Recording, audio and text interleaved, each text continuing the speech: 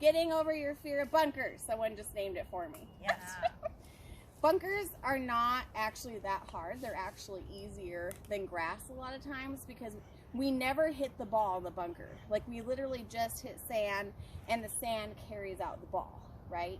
So one thing that I learned this year that really helped me a lot was the more wrist hinge you have, the better. So that means that you have to have loose hands, right? Because if I have tight hands, then there's no release, right? So you might want to make sure that you're not so nervous that your hands are like death gripping the club, right? So one thing I'll do prior to entering the bunker, but we'll do it in the bunker today for practice, is keeping our feet slightly narrow, weights on, always on the lead foot. We're gonna go ball center. Let's just draw a line here, okay?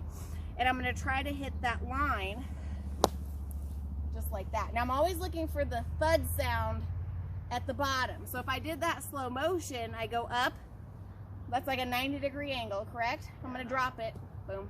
And then I'm gonna go up at 90 degrees again, okay? So it goes 90, down, 90. Okay, so nice loose hands, good acceleration. If you don't full swing, ball's not coming out. If sand doesn't hit the green, either's the ball, okay? I like marshmallows for practice.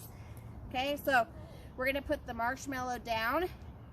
We're going junior golf camp style. We're drawing a smiley face.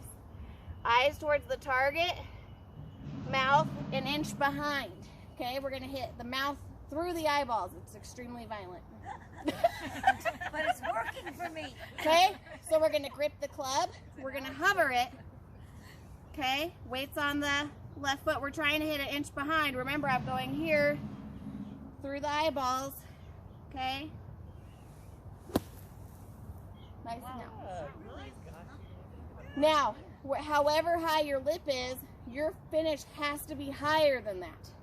If your lip is right here and you finish here, where'd the sand go? In the lip, right? So now we're in a pickle.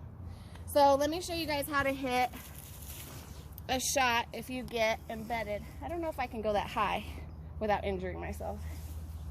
Let's say your ball's there. Okay, when you're up here, all you're gonna do is smash into it and not look. Oh, wow. See why I didn't look? Because then it all comes back in your face and then I'm eating it in my teeth for a week. So straight down, look away. Okay. But you did the same thing, you hit an inch behind it or so? Yep, and straight in. So you could do that if it was like right there, right here. But you still try to come out with a 90-degree. Yeah. Yep, and then straight into that, right behind, like an inch right behind it, no follow through.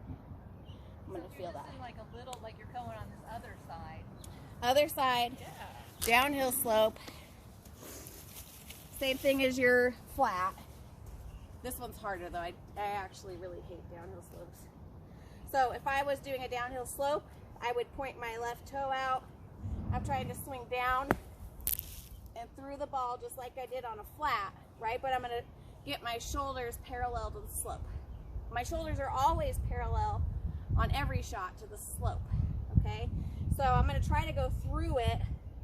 Remember, mouth through eyes, and then up. Right, let's see if I can do it. Wow. It counts. Yes, it does.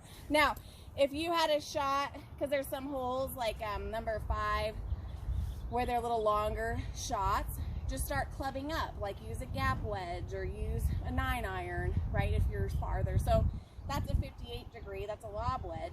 So if I had to actually make it to this green here, I'd probably club up to sand wedge or gap wedge. Okay, and then if you had a fairway bunker, you would hit more ball first. You're not really doing that smiley face thought, right? You're hitting ball first. And I always hit one club up from what my distance is. So if I'm in a fairway bunker and I'm 100 yards out, I would hit my 110 club, knowing that I'm going to lose a little bit of yardage if I hit a little bit of sand, right? The other thing you can check when you're out of the bunker is you can step on the club that tells you how high it's going to come out, right? So if you're in the fairway and you're like, could I hit an 8-iron here? Lay it down, step on it, and see if that's higher than the lip. If it's not coming out, right? Good job.